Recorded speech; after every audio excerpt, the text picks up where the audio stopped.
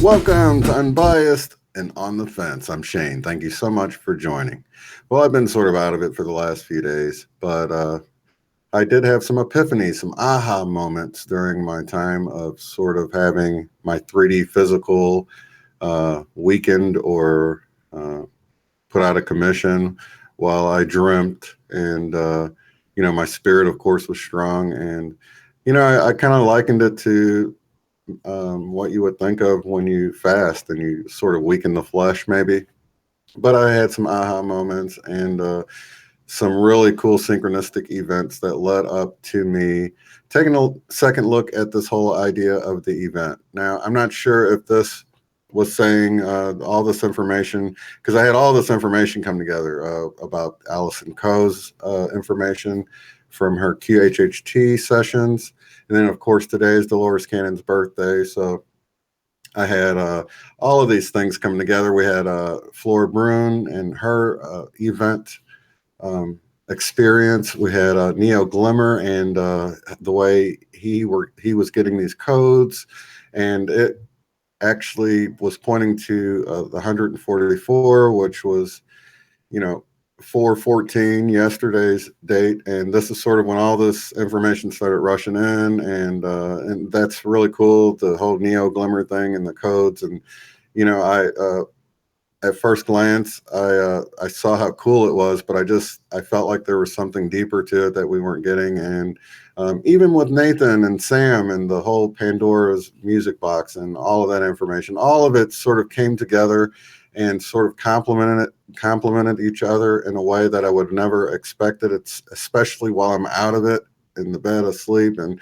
somebody sends me something on Facebook, and really, I wanted to try to tie all this together, but in a way because it's sort of complicated the way everything is intertwined. And I figured the best way to go about it is to sort of walk you through with me this whole culmination of events and synchronistic things that happen to bring me to this point, to take a second look, a different perspective on the event. Now, I'm not sure if this is saying that this is a replacement to the event, or that there's not going to be some big event in the future with some big flash or something like that. But the information I got pointed me to the idea that maybe we have to consider something different. And if it's wrong, or if there isn't another event, then we're on the right track. But if there is this other event in the future, it's actually in preparation for that event too. So, it's all good,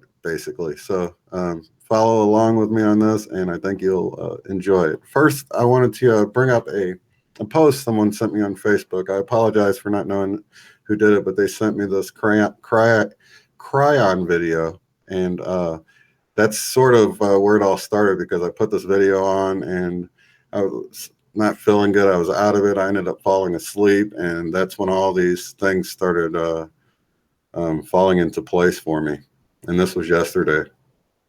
So first, let me start off with the way Allison Coe had all these sessions where, we're all aware of the sessions about the event and things happening. And my first video I want to show you talks about how many times information is given in metaphors or in symbols or ways we can understand it. And we've talked about this with Nathan on synchronicity, mysticism, and the Mande1a Effect. The way we're sort of confined to this linear 3D way of thinking, and sometimes the ideas or concepts might be a little too deep to just straight out convey through the veil, if you will. So it's given in a way that we can understand it. And I'm going to get a little bit more into that whole thing with Sam and everything, because it's all coming together in a really cool way. But this first clip I want to show is talks about and even these thumbnails. It's funny, even the video, the clip you can see here, the clip that I pulled out was 144 a minute and 44 seconds long, and I was like, wow, what a way to start, because that kind of fit in with the Neo Glimmer's information with the codes and everything. But let me play this clip here for you. Spirit has always spoken to humanity in code. If you've read the books of Revelation. It's in code.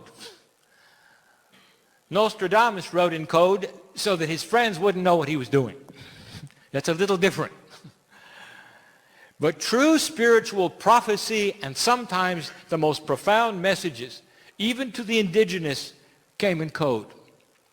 And the code were metaphors. Always metaphors. How does a multidimensional God speak to a single-digit dimensional human being? And the answer is through metaphors. That's always been the code. And yet some teachers, especially of old, will have taken the metaphors and then looked at them literally and taught them as literal. This is common, and you all know this. The 7 days it took to create the earth were not 7 days. They were 7 dispensations of benevolent grace where things were created in a way that made sense. And the result was the planet. But this is what we're speaking of. You know this now. You've seen the common sense of it, and you figured out this is what Spirit really meant. So it's time to start applying that to some of the things that you hear daily or have been taught about metaphysics in general. And that is interesting. That came up, and I was like, well, wait a minute. Let me think of this whole thing in a different way, because, you know, we only see so much of the light spectrum. So we could have been hit. Well, we already saw with Mr. MBB333 that there was these lights and stuff hitting the Earth and flashes and things like that. And it got me thinking, what if we were hit with lights that are just outside of our range of, you know, cosmic waves that we just couldn't see? I know it sort of goes against the whole Alice in Code thing. Everyone would notice it and stuff, but, you know, back to this whole metaphor thing, maybe people did notice it. And then, you know, it ties in the whole thing with Angela. Maybe people were already taking it to these domes or whatever. So just be open-minded. Join me on the fence with this one, because this this next thing I want to share with you that came to mind was 2 different instances. Utilities, for whatever reason, came to mind while I'm half out of it or whatever. And one of them was we had moved here to Tulsa from Georgia, and I was on the trip with the truck to come back here with my family, bringing all of our stuff from Georgia when we moved here. And my wife was waiting for the electric to get turned on. And I remember calling her up, and she said, the electric guy never came. And I said, well, we were supposed to turn off the main breaker. Are you sure? You know, he didn't come and you just didn't notice it. And she goes, well, I didn't notice him come or whatever. And I was like, well, why don't you go out and flip the main breaker and see? So she went out with the flashlight. I had to kind of walk her through it. And she went out, found the breaker, flipped it on. And sure enough, the electric had been turned on at some point. She didn't notice him come and go. And of course, he just came, turned it on and left. And it was on the whole time. She just didn't know. And then while I'm thinking of that, I was reminded of, you know, I got onto the internet right in the very beginning, you know, with dial-up, and things were way different than they are right now. In fact, there was Yahoo, and it would say powered by Google. And so it was just kind of a strange, it was a lot stranger in the early days. And I remember when I first got internet and I got home and I hooked up my computer and everything, it was like nothing was there. It was like, great, it's hooked up. Now what, you know? I got it to dial up. It said it was connected. So I called up my internet service provider at the time, and I'm like, hey, you know, where's the chat rooms? Because I had a friend that had it, and she would chat with people all around the world. And, you know, I just thought that was the coolest thing ever to, you know, be in a chat room. So I was really wanting the chat room feature because it was just so cool to me to be connected with people all over the world. Real early days, right? So I call up the guy and I'm like, hey, where's the chat room and stuff? You know, I'm trying to get on the internet. And, you know, he goes, well, you got to go download the software for it. You got to go do this and that. And he sort of explained a few steps. I went and did those steps, and there it was. I was able to finally connect up to these chat rooms. And, you know, me and my wife were sitting there like in amazement that we were able to connect. But the visualization of this whole repeat of history in my mind, I felt was telling me that, you know, things are online, but we have to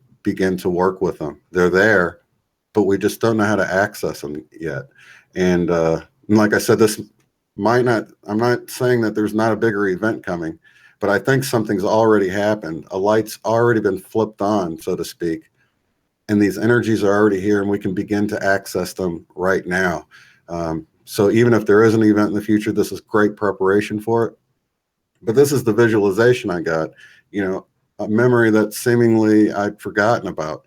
But I had just heard about how you're given messages through metaphors. And this was a metaphor for what's going on right now is what I felt. And the synchronistic events that surrounded it sort of confirmed that for me. So I just wanted to share that with you guys. I'm just taking you along this journey I was on. So let me go back to this next video here. You come in with a family, and you have to deal with it. And in the case of this awakening called the shift, we are aware that families do not shift together. And that means that some of you have had some difficult decisions to make. And even as you sit here today, although you love your family, you've had to distance yourselves from them. Now you are looking at something we predicted and we told you about. A battle going on, a bridge of swords, as they say. It separates you from just about everyone else.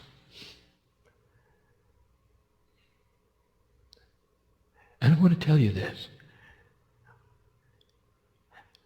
This is the shift. The energy you find yourself in at this moment is on purpose. And it's not easy. And that was another indicator of, you know, I think a lot of us can agree with that statement that for a lot of us, friends and families we've had to distance ourselves from them because, you know, just not to sound like we've lost our mind and things like that. I've really been lucky in some respects, but I know others that's, you know, not so lucky in that respect. And I can understand, definitely, because I've had, you know, friends, close friends that they just don't seem like the same person. And I can't imagine having to have to be under a roof with somebody. So, you know, I can imagine. So because of that information there that I came across, it made me realize the energies are here. The shift, at least to a large extent, has already happened. And we're just thinking about it in a linear way instead of realizing that things come to us in metaphors. And, you know, when I even think back with the way the Mandela effect, in the very beginning, things were coming to me and being revealed to me and symbols and metaphors and things like that. And it was, once I opened myself up that maybe it's a positive thing, I was seeing things not in a linear fashion, like someone's just telling me, you know, explaining things to me, but I was viewing them. I felt like I was being shown things in little packets and pictures and metaphors. And those who've been with me since the beginning, you've been on this journey with me. You know what I've shared and how I've come to some of the conclusions I have about the Mandela effect and all of that. And I just didn't realize that this was this soul connection. This was this non-linear way of connecting to our higher self or our higher soul or whatever you want to call it. So that leads me to the whole explanation of linear and non-linear communications. And once again, I want to turn it over to Cryon because I think he explained this in a way that makes a lot of sense with what we're looking at when it comes to the communication that we get through the veil. I want you to consider for a moment you have an old typewriter. And you are typing along, and as you type along, you will see the letters on the page, one after another, appear. Pretty soon you have words and then sentences and then thought groups. This is linear communication. Now what you are beholding at the moment, whether you're reading or hearing, is the same. One word after another, in a structure for the language of my partner. It is linear.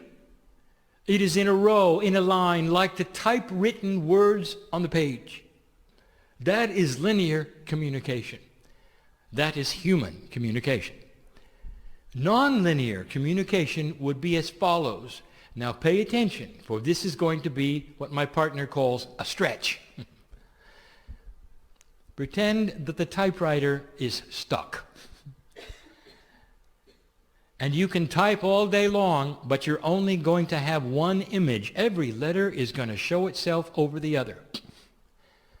You type away, it does not advance at all. It simply types over itself, one letter. Now, what would you see on the page, dear one, at the end of a long letter to a friend? A smudge. All the letters piled up, inking over one another. You'd have no idea. You would look at it and you'd be sorry that the typewriter failed and you hadn't noticed. Now consider for a moment somebody comes along and they have non-linear communication skills. They would look at the smudge and see the letter. And that's as clear as I can make it. They're conceptual. They would see the thought that went into it. They would see the linearity outside of its linearity. The letters are there, dear ones, but they're not there in linear form. They're all together as a group. Therefore, a non-linear communicator will see the smudge and see the entire letter. Now, there's an attribute of this, and it's difficult to describe to you. And it's out of the logic that you would have, and yet it is. And so let me try to explain it. My partner goes slowly, so this will be understood. When the conceptual person looks at the smudge, they're looking at something that exists already. A letter has been typed. So they're not making something up. They are simply reading something in a non-linear way. The letter has been written, oddly, all in one smudge, but it has been written. There is an attribute of a non-linear mind, which you call autism, that you should study. There are many autistic human beings who can tell you the day of the week of a future date in any year, in any month. If you would ask that person, what is the day of the week in May of 2035? And they would come up with it, maybe a Tuesday or a Wednesday. And it would be there, and they would do it instantly. You would gasp at their computational efforts. And here is the answer. Computation has nothing to do with it. It's not a formula. It's not math. It exists. And so it is known. You can go to any computer that is calendar friendly and find that information because it already exists. It's a concept that has already been developed and known. The nonlinear mind, therefore, is able to go to it and interpret it instantly because they see the concept. They're not calculating anything. Now you know the difference between linear and nonlinear.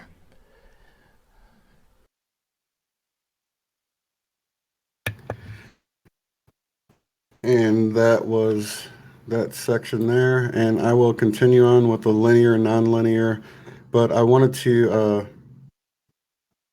bring up the fact that when we look at the information that we've gotten, sometimes we look at it and we just look at it in a linear fashion instead of taking a deeper look at it. Because if you think about it, we're made up of light already, and it's not in our visible spectrum, but we are, everything is really light if you think about it that way, photons, and we're perceiving the world in a certain way, and we've been sort of looking on the outside instead of looking within. That's why a lot of the things I've been dealing with, I felt like was telling me to go back inward instead of focusing, because I know there's stuff going on in the news and everything. Everything's always sort of pulling you out to the exterior instead of allowing you to remain on the inner and work on yourself or work on changing the world from the inside. So I just wanted to bring that up really quick before we move on to this next clip, as he continues on with this whole idea of our communication with our higher self.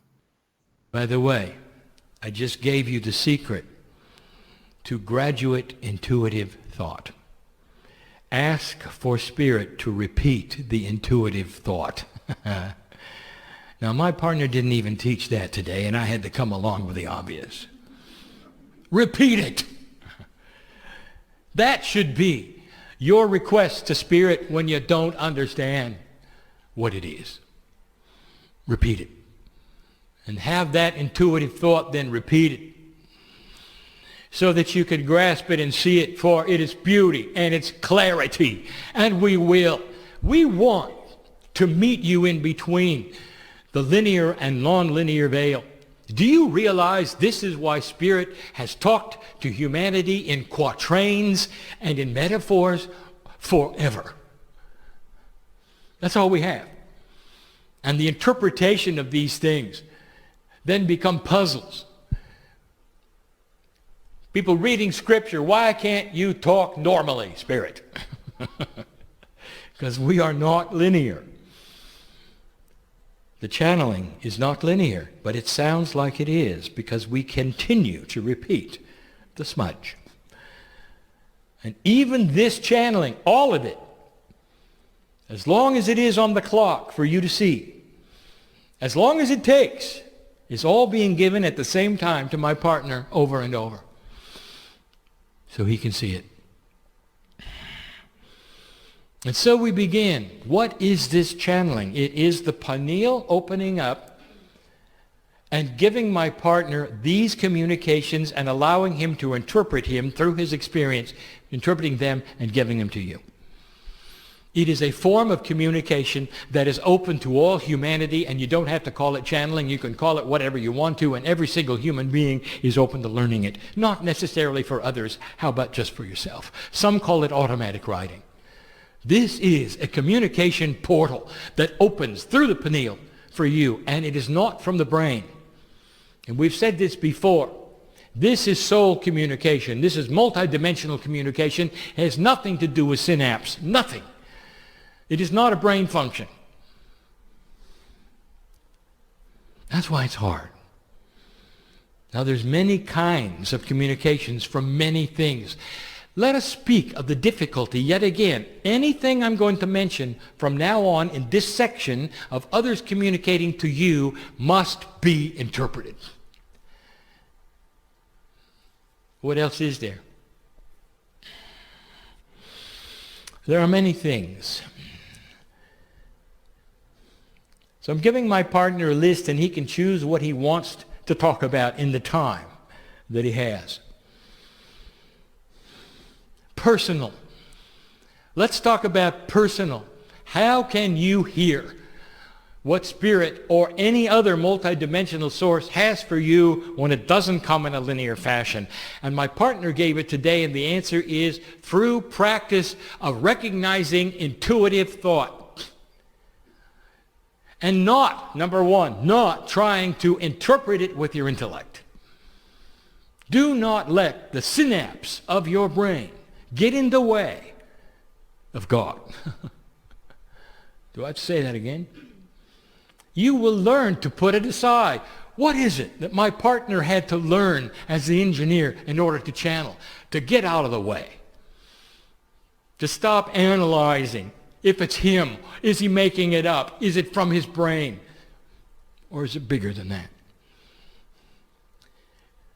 So for you personally, dear one, this is what you have to do. Now there's many sources other than that which you call God that wish to speak to you in this fashion. We'll get there. But if it's a non-linear source, it's going to come through intuitive thought, not synapse. All right, so that led me to the whole idea of has Neo Glimmer actually started tapping into this information through source? Was that part of his event? Did Flora Brune see what she saw because she was tapping in intuitively into a picture, a metaphoric picture of which matched up with sort of what many of us was expecting to see? Or if this is just a precursor to the bigger event, was she tapping into her third eye? I mean, we got to wonder why more people, I believe that she saw what she said she saw, but on the same token, you'd think we would have had more reports about this. Even she thought she would, hear more people talking about this. And she mentioned having a few other people see the event as well, but it still didn't match up with what Alice and Co said about everyone seeing it. So could it be that she was tapping in intuitively and seeing something with the third eye when she experienced the event, and the same way with Neo Glimmer? And I think this whole idea, this is when it sort of occurred to me that having Nathan on with talking about Sam and the information he was getting, how, a lot of the viewers said that, I really don't need to do that. And I think that makes sense, because it sort of occurred to me how this was the information with Nathan and Sam really was a bridge between this linear and nonlinear thinking. It was sort of practice or training wheels for this intuitive communication that can come directly to us. And we touched on this during the show. It's just all of this sort of came together while I was sort of out of it, and like just, a little epiphanies or aha moments I was having during this whole flu episode I was going through, and the information I was getting. I was realizing that it was sort of like practice when you sort of ask a question, you get a response back through any of the physical manifestations. And even with this information I was getting, just like we learned with the information with Sam and everything, that look for real world manifestations. And this information I was getting sort of coincided with the date of Neo Glimmer talking about the 144 or 414 date, and then the real world manifestation of that clip being 1 minute and 44 seconds, and then me actually presenting the information today, which had a lot to do with Alice and Co.'s information. And it's today on this Regression Awareness Day or whatever they're calling it. And then we're all getting together tonight for this group meditation. So these are all real world things that were just all connecting up for me personally as I was realizing all of this stuff, and it was all coming together for me. So I want to go to the next clip where he continues on with the communication. What about you communicating the other direction? Now you have got linear communication. That's all you've got. You do not have necessarily the tools for multidimensional communication. Now you can develop them, and many of you have, but in general, you've got linear communication. So what about you with spirit? Well, let me tell you the truth. Dear ones, we don't have any trouble understanding you, because we are the master interpreters. We know exactly what you're saying. And it doesn't matter whether you're thinking it or whether you're saying it or you're just thinking about thinking it or saying it. We know, because we're with you all the time. The higher self, which vibrates above the corporeal self, knows the psyche of your mind. And when you sit to meditate, we know what you're going to do before you do it because the potentials are there. You're already thinking about it before you do it. I'll give you some rules. Stop giving us laundry lists of what you want. We know what you want. Sit and say to us, "Dear Spirit, tell me what it is you want me to know." Because we're already on board with everything in your life. Do I have to say that again? We're already on board with everything in your life. Come to us and let us talk to you. Just let us talk. And try to interpret the thought groups that come first without analyzing. Get used to this. But as far as you talking to us, it doesn't matter how you do it. Now, there will be those that say, well, there has to be wrong ways to do it. No, there aren't. No, there aren't. Well, Brian, what do you think about religious groups who have to face a certain direction or have a prayer rug or wear something special? And what I say to you is, let them do that. It honors God. In their culture, it honors God. Is there anything better than that to prepare them to talk to us? The same love goes into their communications as yours. The cultural differences between you do not compute to the other side of the veil, for we see a human as the human, the corporeal piece of God that you are. It doesn't matter what you're wearing or what you're sitting on. Is that clear? There is no wrong way to speak to creative source. Well, maybe, crying there isn't, but I've had a few times when I was yelling at God. And we heard you, but we did not hear the yell. That's linear. This is hard to explain. What we heard is loving frustration. Loving frustration. We heard the yell. We didn't see the anger. You weren't angry. You were frustrated. And that's the time when we want to surround you the most. The more you yell at God, the more there are angels around you wanting to hold your hand and take you if you'd let us. Next time you decide to yell at God, would you also open your heart and let us hold you for a while? Is that okay? In the moment of greatest frustration that you have, where you have no answers at all and you can't figure it out, can you just be held? Is that all right? Because we're here for that. Old soul, you got to get used to this communication. This is so available.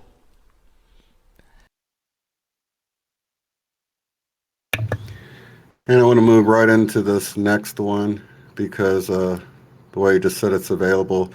These systems are already online, so I want to move right into it. There's beauty in all of this. That's what I want to talk about. There's beauty. The system is benevolent and is ready to work. Did you hear that? It's ready to work. So in this energy that is starting to develop on the planet, we've got some news. And the first thing we would love to give you are what we will call the rules of the Creator. We have rules. Now, we don't call them rules. It even gets more specific. We'll call them laws. They are not violatable, nor would we want to. Spirit is not like a human. There is not a consciousness that is linear, that has rules or laws. It's the best way we can tell you how things work. The laws of physics are absolutes, and they have to do with the operation or the process that you see in reality that matter then approves of. The laws of physics are not conscious laws being obeyed by a consciousness. They're the laws of physics. We have laws of spirituality when it comes to human beings. And let me tell you what they are. First of all, they are honoring, and they are beautiful, and they are benevolent. Would you expect anything else from the creative source? Would you? Here they are. We stand apart from you. We stand apart from you. Unless you ask us in. And I want to tell you that none of us like the laws. Because the majority of humanity in survival mode and old energy, the majority, don't let us in. Can you imagine your children suddenly becoming different and not recognizing you? Can you imagine them wandering around running into walls because they can't see? And you've got the only flashlight. And you love them. And they never call out for you because they don't know your name. They don't remember who you are. You birthed them. Or you care about them. Can you imagine that? That's our law. And when you open your hand and your heart, old soul, you have a lineage of Akashic remembrance. And when you begin to open the door that asks, is there more? You allow us in. That's the law. Now, it's not just us. And this is where it gets good. It has to do with what you have called the sensitivity of energy with a human being. You walk into a battlefield where the crystalline grid has remembered what happened. Now, this is changing, and we've told you. But you walk into that battlefield, and you feel it. And there'll be somebody with you who goes, what's wrong with you? And you'll go, don't you feel the energy? And they'll go, what's that? And you'll say, something happened here. Don't you feel it? And they'll say, no, I don't.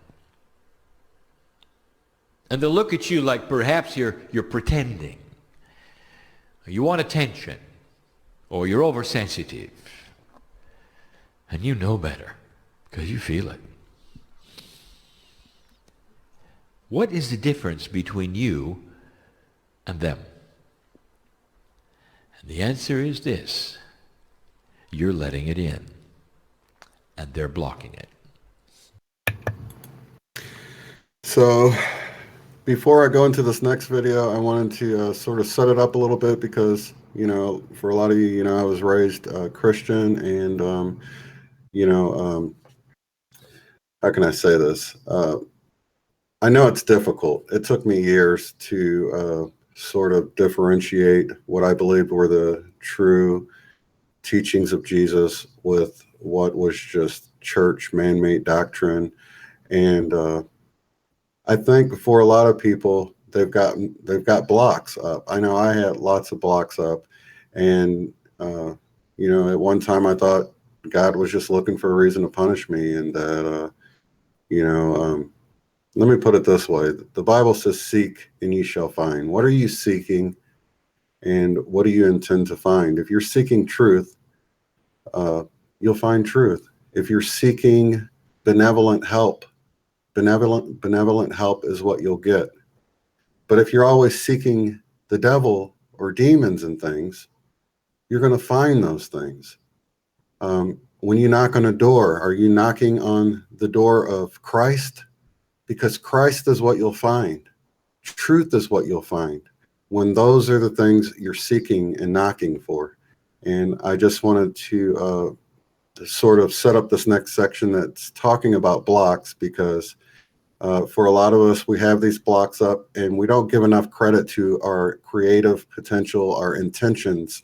And if you intend for good and you intend for truth, do you not feel that the Holy Spirit will guide you to that? when the Bible does say, seek and you shall find, knock and the door shall be open unto you. So let me move right into this next clip here, because I think many of us have blocks that we need to work through, and I'm still working on blocks. I'm not speaking to you like I don't have anything else to worry about myself. These are things I'm working toward as well. And we talk about blocks. We talk about filters. The main block to allowance to you feeling this or believing it is tradition, what you've been taught. What you have been taught holds an energy over you, where you have to rethink something that to you has been sacred and precious, because the authority, whatever that means to you, has taught it to you. Is it parents? Is it school? Is it teachers? Is it those you love and admire and adore? And when you do, you think that they have the absolute truth. It is not a judgment or a mistake to tell you they don't. They had the best they had with an old energy on this planet. They taught you the most that they knew. And here you are, learning something that's even newer. How do you get through that? The answer is this: you've got to suspend that which you have been taught and give allowance for something different. Some never get through that. They cannot. And it remains what we have called a block. Now, if you can get through some of it and not others, let us say, for instance, that what you have been taught fights with one or two aspects of the esoteric system that we have been describing the last 2 days, but you're open to others. Is that too difficult for you to believe? No. Your human psyche is compartmentalized. And so you may be wide open to one kind of thing, and yet another you're still undecided. That is a filter. Now, how does a filter then change your life? What happens is it keeps you from seeing those aspects properly or in the truth that they are, but gives allowance to the other things. And so you might say it skews what you do and how you do it. And that sort of brought back the interview earlier this week with Natasha, where she was talking about to keep in mind with these QHHT sessions and regression sessions that many times people have their own filters on, and it prevents them from seeing things, or they interject parts of their own thoughts into the regression session. And so all of this was coming together, all of these previous interviews with all of this, and it was just I really can't explain how I felt like most of these interviews and shows and everything were all separate. And, of course, the event shows were about the event and things like that. But even these other sessions and shows, little bitty hints were being dropped this whole time, and I just wasn't picking up on them. So when I got sick with the flu, and this is so funny because, I had a headache a few weeks ago, and Jose sent some healing energies to me, and it went away right away. She went to deal with the flu for me, and it didn't go away. And then I got to thinking, I'm like, well, why wouldn't I know the impossible can happen? I know I can be healed instantly. I've seen it happen before. So there must be a deeper purpose. And when things like that happen, you have to wonder why. Why didn't I get the healing that time? What purpose is this serving? I needed to slow down. I needed to you know, sort of get the flush out of the way to receive all these messages and put all these pieces together.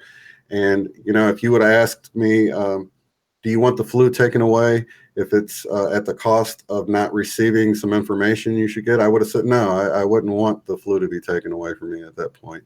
And I'm still, you know, maybe I got more information to get because I'm still sort of out of it a little bit. And I'm still not 100%. But this has been an incredible journey of information. I want to play one more clip. You'll want to definitely go watch these videos in their entirety because they really ministered to me deeply with the information. And I know if this has resonated with you thus far, that you'll probably want to watch them and let them minister to you as well. So the best thing I can give you to eliminate the filter is forget everything you were ever taught. Forget it and start over. And the first thing I want you to do is to sit there alone and ask the question, am I loved? And let us take your hand and go from there. Let's go to kindergarten and start with that one, dear old soul. And the blocks will start to disappear, and the intellect will get out of the way. In order to give you this message, my partner had to learn to cast off the filters. And they were strong. And the filters told him, this is not the way it could be. Scientifically, it doesn't make sense. In 3D, things don't work this way. You're pretending to channel. Filters. And slowly, they were removed. The biggest one, lack of self-worth. My partner says if I open my mouth, I'm going to make a fool of myself. Well, he did. And he got over it. And it got better. And it got better. You know how we got to him? We got to him through his heart. And then he had to weigh the difference between his brain and his heart, and his heart won. And that is the invitation. Now you know the rules. We're there. You know the blocks. Tradition, past teaching, old energy thought. There is no judgment to what you didn't know based upon an old energy that never let you know it. How could we ever be in judgment at all of a human being for what you are and what you do? How could we ever blame you for not seeing light when you're in a dark room? This is not a message where we're telling you you were wrong and now you're right. This is a message that says you were in the dark and now the light is being turned on. Old soul, this is what you do. You carry light. And that concludes the clips I wanted to play and the information I wanted to share with you all. I hope that came together. I hope it made sense to you like it did for me, how it sort of tied all this stuff together. And I really, like I said, recommend you guys check out these videos, and hopefully you'll participate in the eclipse, or I'm sorry, not the eclipse, the new moon meditation this evening. For me, Central Time, it's going to be at 8:57 p.m. And the information was on the last video if you want to find links to that or whatever. I'm not even sure I'll get this posted in time for tonight, but because I still have to upload it or whatever. But lots of love and light to all of you guys. Consider opening yourself up to any kind of benevolent force that's there to help. And your intentions really does rule what's going on. Don't be afraid of the dark. You know, we are light beings. We are love and light. We are fractals of the infinite creator God. I really believe that. And I feel like we're coming together. We're being gathered together. And I believe that we're going to begin to manifest. Even with Joseph Reyna, I forgot to mention this. He was explaining some of these impossible manifestations that were happening. And this was just another thing that was indicative of these energies being available to us already. Sort of like I said with the internet, it was on and I didn't realize, I didn't know how to work anything, and it was there. I just didn't know how to do it. And I think that we can together as a group start working on using these energies to, manifest a new world in front of us. And if some big wave or something comes, great, that's awesome. But if not, we can bring it about ourselves, and at least we'll be prepared for it. And I guess that's it. Lots of love and light to all of you guys, and I'll see you in the next one. Have a good one.